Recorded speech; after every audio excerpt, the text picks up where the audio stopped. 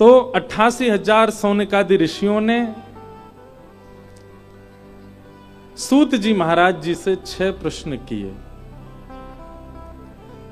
सदैव याद रखना बंधुओं, ज्ञान जिज्ञासा के पात्र में ही टिकता है। अगर किसी के चित्त में जिज्ञासा नहीं है तो ज्ञान टिकेगा नहीं। बहुत ध्यानपूर्वक सुनिएगा बातों को। इधर देखो सब लोग, आप जिज्ञासु होकर के यदि कथा में नहीं बैठेंगे तो आपके पात्र में कथा रूपी अमृत टिकेगा नहीं। आप केवल सुनने की भावना से, बस भावना है कि चलो हमारे नगर में आए हैं, आज रविवार है, सुनने चल रहे हैं, आनंद, इसी भाव से यदि सुनेंगे तो कथा टिकेगी नहीं आपके अंदर। कथा तो तभी रुक सकती है, तभी विराजमान हो सकती है जब जिज्ञासा का पात्र हो भीतर। और जिज्ञासु व्यक्ति का मतलब क्या है? थोड़ा सा रिक्त जो रखे अपने आप को, मतलब थोड़ा खाली रखे अपने आप को। परिपूर्ण मान लेगा तो फिर कैसे कुछ भाव अवस्थित हो पाए? तो ज्ञान जिज्ञासा के पात्र में टिकता है। 6 प्रश्न किए, उन्हीं 6 प्रश्नों में 7 दिन की कथा होती है। किम श्रेय शास्त्र सारक स्वावतार प्रयोजनम, किम कर्म के अवतारश्च धर्म कम शरणम गतः। ये 6 प्रश्न है। सबसे पहला प्रश्न, किम श्रेय? भगवान के अवतार का श्रेय किसको जाता है? ठाकुर जी राक्षसों के लिए आते हैं कि भक्तों के लिए आते हैं? रावण को मारने आए थे कि सबरी पर कृपा करने आए थे? किम श्रेय, पहला प्रश्न। दूसरा प्रश्न, शास्त्र सारः क? हमारे हिंदू वैदिक सनातन धर्म में इतने शास्त्र हैं, उनका सार क्या है? तीसरा प्रश्न, स्व अवतार प्रयोजनम? भगवान के अवतार का प्रयोजन। और भगवान मानवी बन के क्यों नहीं आते? कभी मत्स्य, कूर्म, बराह, नृसिंह आदि ऐसे विचित्र रूप भी क्यों धारण करते हैं? किम कर्म? भगवान के कर्म क्या है?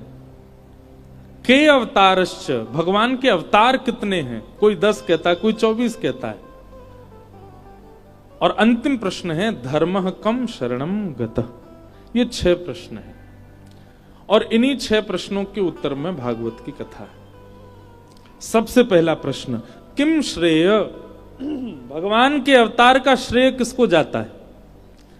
ठाकुर जी भक्तों के लिए आते हैं कि राक्षसों को मारने के लिए आते हैं? अब यहां बैठे हैं तो सब लोग यही कहेंगे कि भक्तों के लिए आते हैं, लेकिन इसका प्रमाण होना चाहिए। ठाकुर जी भक्तों के लिए ही आते हैं। राक्षसों को मारना, भगवान ने इस बात को वाल्मीकि रामायण में एक जगह प्रस्तुत किया कि हमारी इच्छा हो जाए तो रावण जैसे जन्म ही नहीं लेंगे, पर हमारी इच्छा हो जाए तो हम वैकुंठ में बैठकर के सबरी पर कृपा नहीं कर सकते। रावण को तो वहीं बैठे बैठे ठाकुर जी भ्रगुटी टेढ़ी कर दें तो रावण की हिम्मत क्या कि कुछ कर जाए? ठाकुर जी कह रहे हैं हम तो सबरी के लिए आए हैं, हम तो वैष्णवों के लिए आए, हम तो भक्तों के लिए आए। कंस को मारना उद्देश्य होता तो भगवान शंख चक्र गदा पद्म लेकर के प्रकट हुए थे गर्भ से मैया के। चाहते तो उसी समय सुदर्शन चक्र छोड़ के कंस का वध कर देते, लेकिन नहीं, ठाकुर जी कंस को मारना प्रायोरिटी नहीं है। जन्म लेते ही कंस मार देते तो सब लोग यही सोचते कि कृष्ण अवतार कंस वध के लिए ही हुआ है। नहीं, जन्म लेते ही ठाकुर जी वृंदावन गए, गोकुल गए, ब्रज में लीला की, ब्रजवासियों के बीच में रहे, गैया चराई, गायन सो प्रेम कियो, गोप ग्वालन के घर माखन खायो। वो क्रिया की जिसकी आवश्यकता ही नहीं थी। एक पर ब्रह्म को प्रायोरिटी क्या थी? व्यक्ति सबसे पहला समय किसको देता है? जिससे अति प्रेम होता है। ठाकुर जी ने जन्म लेते ही अपने अत्यंत प्रिय जन्म देने वाले माता पिता तक को त्याग दिया कि नहीं, ब्रज जानो मोह। ब्रज आ गए और ब्रज आकर के सबके साथ लीला की, सबके साथ लीला करके प्रेम व्यवस्थित करके स्थापित करके जब प्रेम परिपूर्ण हो गया ब्रजवासियों के चित्त में, तब ठाकुर जी गए कंस को मारने। तो अवतार राक्षसों को वध करने के लिए नहीं है, भक्तों के लिए ठाकुर जी का। हमारे लिए है ठाकुर जी। राधा वल्लभ जी, राधा रमन जी, बिहारी जी पूरे दिन बेचारे एक ही मुद्रा में खड़े हैं। हम एक मुद्रा में खड़े रह सकते हैं? ठाकुर जी खड़े हैं। आप पाषाण मानो तो बात अलग है, लेकिन पाषाण नहीं मानते हो, ठाकुर जी को साक्षात चैतन्य मानते हो, एक ही मुद्रा में रहते हैं। किसके लिए? हमारे लिए, मेरे लिए, आपके लिए, हम सबके लिए। मैं कहा करता हूं कथा में कि हम तो केवल प्रेम का आडंबर करते हैं ठाकुर जी के आगे। वास्तविक प्रेम तो हमसे श्री ठाकुर जी करते हैं, श्री लाल जी करते हैं, ठाकुर जी प्रेम करते हैं हमसे। मैं भगतन को दास भगत मेरे मुकुटमणि, ठाकुर जी कह रहे हैं भक्त मेरे। अनुब्रजाम में हम नित्यम पूये ये तन्य रेणु भी। मैं ऐसे चलता हूं भक्त के पीछे जैसे गैया के पीछे बछड़ा चलता है, उसकी रज में लौटता हुआ, ऐसे चलता हूं। तो ठाकुर जी का अवतार का श्रेय किसको जाता है? भक्तों को। भक्तों के लिए ठाकुर जी आते। किम श्रेय? पहला। दूसरा, शास्त्र सारह क। इतने सारे शास्त्र हैं हमारे, इन शास्त्रों का सार क्या है? बहुत ध्यानपूर्वक सुनिएगा इन 6 प्रश्नों के उत्तर। समस्त शास्त्रों का सार क्या है? अष्टादश पुराणेषु व्यासस्य वचनद्वयम् परोपकार पुण्याय पापाय परपीडनम। सब ग्रंथों का, सब शास्त्रों का, सबका सार केवल 2 हैं। क्या? दूसरे की सहायता करना, यही पुण्य है, और अपने लिए जो अच्छा नहीं लगता वो किसी के साथ ना करना, किसी के साथ करना ये पाप है। बस इन 2 से बचे रहो। जो खुद के लिए प्रिय नहीं वो किसी के साथ नहीं करो, और असहाय व्यक्ति की सहायता करो, राधे राधे जपते रहो। बस यही जीवन, सबका सार यही है। हृदय सुधारो, स्वभाव सुधारो, अपनी मनस्थिति, अपनी विचारधाराओं को शुद्ध करो, यही शास्त्रों का सार है। शास्त्र सारह का दूसरा प्रश्न। तीसरा प्रश्न, भगवान का अवतार विलग विलग क्यों होता? केवल अकेले मानव रूप में ही ठाकुर जी क्यों नहीं आते? ठाकुर जी विशेष रूप से अनेक अनेक अवतार धारण करके हमें यह बात समझाते हैं कि मैं परब्रह्म होकर के भी किसी भी अवस्था में आने में झिझकता नहीं। तो मानव क्यों झिझकता है? नीचे बैठने में भी लोगों को कई बार बहुत संकोच होता है। हम नीचे कैसे बैठे, बिना आसन के कैसे बैठे? हमसे कोई पूछे तो हम बैठे, निमंत्रण दे तो हम जाएं। इतने मानीना हम बन जाते हैं। ठाकुर जी अपने अपने अवतारों के द्वारा अपने वर्सटाइल कैरेक्टर को प्रस्तुत करते हैं कि मैं कुछ भी बनने में सक्षम हूं, किसी भी रूप में आने में सक्षम हूं, और सक्षम ही नहीं हूं, मेरी ये सहजता है। ये सहजता सीखो ठाकुर जी से, दीन बनने में, सरल बनने में। बंधुओं, हम एक बात कहते हैं, शायद मैंने पहले दिन कही थी यहां कथा में, कि हम ठाकुर जी से मांगते हैं कि आप हमें समृद्ध बनाओ, आप हमें धनवान बनाओ, आप हमें योग्य बनाओ। ये सब मत मांगो ठाकुर जी से। ठाकुर जी से केवल ये मांगो कि हमें सरल बना दो, हमें सहज बना दो, हमारे अंदर थोड़ी दया भर दो। ठाकुर जी, हम बड़े निर्दयी हैं, हमारे अंदर थोड़ी दीनता ले आए। हम बड़े चौड़े होके चलने लग गए हैं आजकल, थोड़ी दीनता ले आओ ठाकुर जी। ठाकुर जी यदि मनोकामना पूरी करते ही हैं तो अपने स्वभाव को सुधारने की कामना क्यों नहीं करते हम श्री ठाकुर जी से?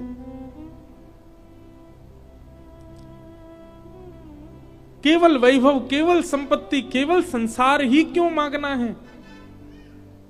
ठाकुर जी भी देते देते हार गए, अब नहीं देते किसी को, कितना ही मांगता रहे।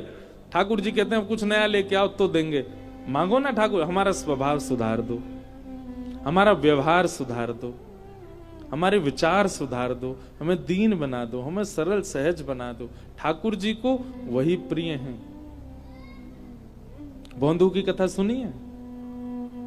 भोंदू भक्त कैसा है? भोंदू सरल, सीधा, सहज, सच्चा।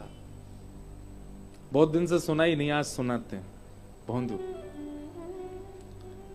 भोंदू नित्य एक संत के यहां रहता था। और उन संत की गौ सेवा करता था। गौ सेवा के बाद नित्य संत का प्रवचन श्रवण करता था। एक दिन महाराज जी प्रवचन में कह रहे थे, बरहा पीड़म नटवर वपुः कर्णयो कर्णकारम बिभ्रद वासः कनक कपिसम वैजयंतीम चमालाम रंध्रान वेणु अधर सुधया पूरयन गोप वृंदई वृंदारण्यम स्वपद रमणम प्रावशद गीत कीर्ति। बंधुओं, ये श्रीमद् भागवत जी का बहुत सुंदर श्लोक है। इस श्लोक का चिंतन करके ठाकुर जी का प्रत्यक्ष दर्शन हो सकता है आपको। कोई व्यक्ति नित्य इस श्लोक को गाए, और केवल गाए नहीं, जो जो शब्दावली हैं उनका चिंतन करे, बहुत सुंदर है। एक क्षण के लिए नेत्र बंद करो और सब लोग चिंतन करो। हमारे नाना जी जैसा चिंतन कराते तो वैसा हम कराएं। वरहा पीड़म नटवर वपुः। ठाकुर जी कैसे हैं? आपीड़ यानी कि मुकुट, मोर का टेढ़ा सा मुकुट ठाकुर जी ने अपने सिर के ऊपर धारण किया है। अच्छा, ठाकुर जी टेढ़ा मुकुट क्यों पहनते हैं? जहां जहां चरण परत प्यारी जू के, तहां तहां मन मेरो करत है छाऊरी। हमारे रसिक कह रहे हैं वृंदावन के, ठाकुर जी टेढ़ो मुकुट या हमारे पहने, जब श्री जी के संग निकुंज में जामे ना, सो श्री ठाकुर जी अपने मुकुट को टेढ़ो करके श्री जी के चरणन के ऊपर छांव बना लें कि कहीं सूर्य को सीधो प्रकाश श्री जी के चरणन में नहीं चलो जाए। हमारी लाडली जी के चरण अति कोमल हैं।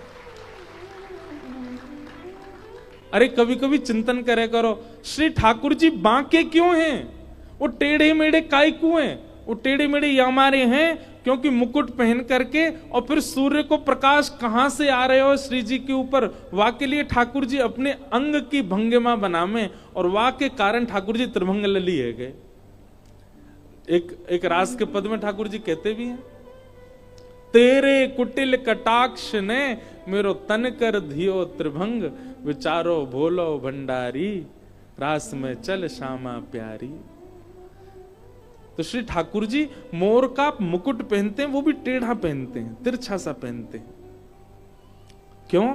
श्री जी के संग जब निकुंज में जाएंगे तो ताकि वहां से छतरी कर सकें, छांव कर सकें। और टेढ़ा भी नहीं, ठाकुर जी टेढ़ा भी पहनते हैं और आगे की तरफ झुका हुआ भी पहनते हैं। हम मंदिरों में जाते हैं, दूर से दर्शन हो, इसलिए हमको अनुभव नहीं होता। ठाकुर जी का मुकुट आगे की ओर झुका रहता है। वरहा पीड़म नटवर वपुः। ठाकुर जी का वपु यानी कि अंग कैसा है? बोले नटवर। नट किसको कहते हैं? नट कहते हैं जिसको देखते ही हमारी दृष्टि दूसरी बार भी देखती हो, उसको नट कहते, मतलब जिसके प्रति आकर्षण होता हो, जो आकर्षण करने वाला है उसको नट कहते हैं। पर ठाकुर जी कौन है? नटवर। आकर्षण करने वालों के भी अग्रगण्य हैं। अरे संसार के सुंदर को तो एक के बाद दोबारा देखने को मन है गो, लेकिन ठाकुर जी को देखवे के बाद कोई और को देखवे को मन ही नहीं होएगो। इसीलिए नटवर, नटवर वपुः। टेढ़ो सो मुकुट पहनो है, और ठाकुर जी हैं कैसे? बोले नटवर वपुः। आकर्षणों में भी आकर्षण करने वाला, जिनका वपु यानी कि श्री अंग है। भौंदू बैठ करके सारे प्रवचन सुनना है, गुरु जी बता रहे हैं। और कर्णयोः कर्णकारम। ठाकुर जी के कान तो दो हैं, पर कुंडल एक ही पहनो है, और वो भी कुंडल काय को पहनो है? कन्नेर के पुष्प को पहनो है। बोले वो पुष्प कैसे पहनो है? ठाकुर जी ने अपने एक कान के ऊपर जो खारी जगह वहां पे उलझाए लियो, वहां पे अड़ाए लियो है, और ठाकुर जी वह एक पुष्प को पहन करके चल रहे हैं। तभी मधुमंगल दूसरी तरफ तो बोले, लाला जे कुंडल मां बढ़िया ना लग रहा, यहां पहन ले, जावारे कान में पहन ले। सो ठाकुर जी उसी कुंडल को दूसरे कान में पहन लेते हैं। श्री धाम आके, लाला नाना मधुमंगल ऐसी बोल लो, मां बढ़िया ना लग रहा, यहीं पहन ले। सो ठाकुर जी वहां से उतार के फिर यहीं, एक ही कुंडल को बार बार दोनों कानों में बदल बदल के पहनते जा रहे हैं। ठाकुर जी की लीला देखो, शांत ना बैठे, कछु ना कछु करते ही रहे। कर्णयोः कर्णकारम और विभ्रदवासः कनक कपिसम। ऐसी पीली पीतांबरी पहनी है महाराज कि जा पीली पीतांबरी को देख करके सूर्य भी अपने आप को बादल की ओट में छुपा रहे हो। क्यों? बोले भैया एक सूर्य घूम रहे हो पृथ्वी पर, मेरी आवश्यकता न है। विभ्रदवासह कनक कपिसम। अब भोंदू ताली नहीं बजा रहा, भोंदू तो सुनना है, इसलिए सुनो। विभ्रदवासह कनक कपिसम वैजयंतीम चमालाम। ठाकुर जी ने वैजयंती माला पहन रखी है और क्या कर रहे हैं? बोले रंध्रान वेणु अधर सुधया। अपने अधर पर वेणु को धारण करके ठाकुर जी उसको अपने अधरामृत का पान करा रहे हैं, सुंदर वेणु का वाद्य कर रहे हैं। रंध्रान वेणु अधर सुधया पूरयन गोप वृंदई। गोप वृंदों के साथ में श्री ठाकुर जी मध्य में खड़े होकर के वेणु बजा रहे हैं। वृंदारण्यम स्वपद रमणम प्राविशद गीत कीर्ति ही। वृंदावन की पावन रेणु में अपने कोमल कोमल श्री चरणों से ठाकुर जी एक एक चरण आगे बढ़ा करके वेणु बजाते भये ब्रज की गोपियों के चित्त का हरण करते जा रहे हैं। ठाकुर जी भांडीर वन से गैया चरा करके लौट रहे हैं। गौ धूली बेला को समय है। गौरज ठाकुर जी के श्री अंग पर कहीं कहीं लगी भई है। ऐसे बाल कृष्ण।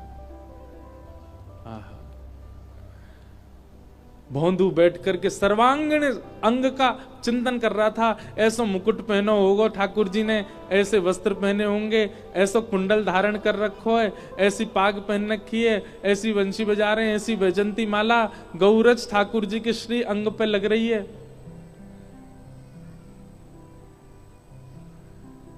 तभी गुरु जी ने कही भांडीर वन से ठाकुर जी गैया चरा करके वापस वृंदावन आ रहे हैं। भोंदू के नेत्र खुल गए और नेत्र खोल करके उसने मन में विचार किया कि भांडीर वन तो मैं भी जाऊं रोज गैया चरावे, भांडीर वन तो मैं भी जाऊं, लेकिन मुझे तो कभी कन्हैया मिले नहीं, मुझे तो कभी श्याम सुंदर मिले नहीं। मन में विचार करने लगो भोंदू, अरे भोंदू तेने प्रयास ही नहीं कियो कभी खोजवे को। गैया ने लेके जावे और ले जाके उनको चरवे छोड़ दे, खुद पेड़ के नीचे लेट जाए, तेने कभी ढूंढे ही ना। अरे ने कभी आंख घुमातो, ने कहीं दूर तक जाके देखतो। निश्चित ठाकुर जी आज भी, गुरु जी कह रहे इनकी बात में असत्यता नहीं हो सकती, निश्चित ठाकुर जी आज भी आते होंगे।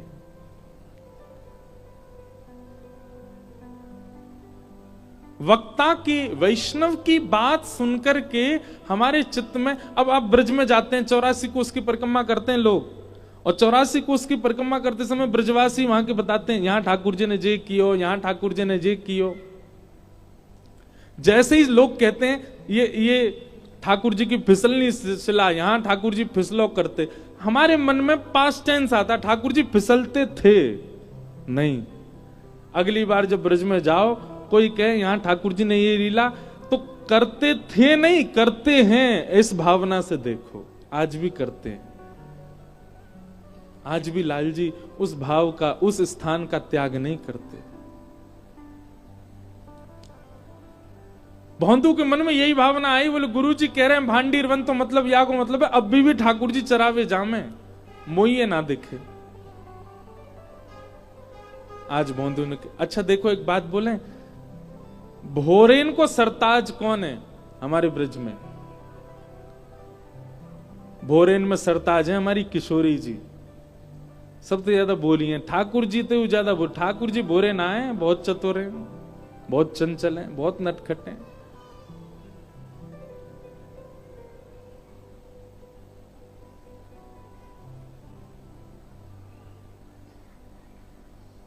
किशोरी जी बहुत बोली है। एक लीला सवेरे ही पढ़ रहे हो मैं कि किशोरी जी एक दिन नौका विहार कर रही, और नौका विहार करके जैसे ही लौटी तो लौटते ही नौका से उतर के श्री यमुना जी के पास बैठ गए, क्योंकि यमुना जी को वर्ण श्याम वर्ण है। या हमारे जब कभी भी श्याम सुंदर कहीं और हो में, श्री किशोरी जी को स्वभाव है वो यमुना जी को ही देखती रहे, क्योंकि उनको वर्ण श्याम है। श्याम वर्ण को देख करके श्री जी को मन लगे, और देखते देखते किशोरी जी को अपनो ही प्रतिबिंब दिखने लगो श्री यमुना जी में। और जैसे ही किशोरी जी ने अपनो प्रतिबिंब देखो, अपनो प्रतिबिंब देखते ही किशोरी जी वहां से कहने लगी, अरे ये तो बड़ी प्यारी है, अरे तू तो बड़ी भोरी सी लग रही है, अरे तेरे नयन कितने सुंदर, नासिका कितनी, कौन की छोरी है तू? किशोरी जी बात कर रही हैं और सब सखी कह रही हैं हम तो यहां खड़ी हैं, किशोरी जी कौन थे बतिया रही हैं। और जैसी सब गई, सबने जाकर के देखो तो विशाखा जी ने सबको रोको, बोले सुनो कोई आगे मत जाओ, लीला देखो, लीला देखो कहा कर रही हैं। श्री जी अपनी प्रतिबिंब से बात कर रही हैं और कह रही हैं तेरे नेत्र तो बड़े सुंदर हैं, अरे तू एक काम कर, तू हमारी मंडली में आ जा, हमारी सखीन में आ जा, तू इतनी सुंदर है, तू को तो हम अपने पास रखेंगे, हम भी नवीन नवीन श्रृंगार करेंगे। अरे अपना नाम तो बता, अरे शर्मा काय को रही है, काय को ना बता रही अपना नाम। तभी किशोरी जी पीछे से बुला में, ललता विशाखा आदि सबके नेत्रों में प्रेमाश्रु भरे हुए हैं। कितनी भोरी हमारी किशोरी जी। अरे ललते ने कहियो देखियो कि कौन की छोटी सी छोरी है, इतने सुंदर या की अलकावली, इतने सुंदर या के नेत्र, इतनी सुंदर नासिका, अरे या के ओष्ठ तो देख, जब बोले का देख बोल तो रही है लेकिन या की आवाज ना आ रही, मेरी जैसी बोल रही है लेकिन या की आवाज ना आ रही। या तने पूछतो जी कौन की लाली है, और सुन ये इतनी सुंदर है, या को अपनी सखी समाज में रखेंगे ना, हम भी या को श्रृंगार करेंगे। ललता विशाखा आदि सखियां सब जाकर के श्री किशोरी जी के चरणों में दंडवत हो जाती हैं, बार बार बल्लियां लेती हैं, हे श्यामाजू हम कब होंगी ऐसी, आपको जैसो स्वभाव है, आपको जैसो व्यवहार है, आपकी जैसी विचारधारा है, यही के कारण आप श्री श्याम सुंदर की अति प्रिय हो, क्योंकि आप बहुत भोली हो। भोरी नहीं है, भोरी की भी पराकाष्ठा होती हो ना, वैसी है हमारी किशोरी जी, वैसी हमारी लाडली जी, अपने प्रतिबिंब से बात कर रही हैं। कभी ठाकुर जी कोई मणि पहन करके आ जाएं तो श्री ठाकुर जी की वह मणि में अपने प्रतिबिंब को देख करके ठाकुर जी से नाराज हो जाए किशोरी जी। ठाकुर जी बोले काय बात को नाराज है गई, चरणन में गिरे, पाम पड़े, पाम दबा में, हे श्यामाजू काय को नाराज है गई हो, पूरा दिन ने करके और शाम को जाके किशोरी जी कहें आपने एक मणि पहनी है, वह मणि में मोती सुंदर एक गोपी दिख रही है मोहे। तब लाल जी बोले ये आप तो सुंदर कोई और गोपी लाए जे आप ही हो। हे किशोरी जी इतनी भोरी हो कि अपने प्रतिबिंब को देख के खुद ही मोहित है जाए वहां पे, इतनी सीधी है हमारी श्री किशोरी जी। वृषभानु की किशोरी सुन गैया होते भोरी, प्रीत जान के हूँ थोड़ी तो है राखेगी शरण, मन भूल मत जइयो राधा रानी के चरण, राधा रानी के चरण, महारानी के चरण, मन भूल मत जइयो श्यामा प्यारी के चरण।